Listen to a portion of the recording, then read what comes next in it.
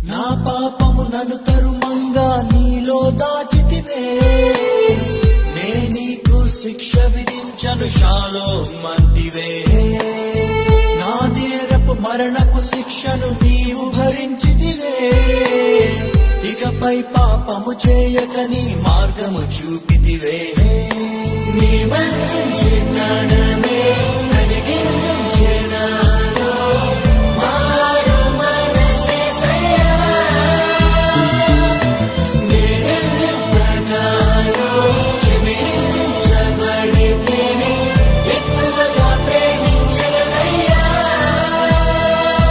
నా మొదటి ప్రేమ నీవే యేసయ్యా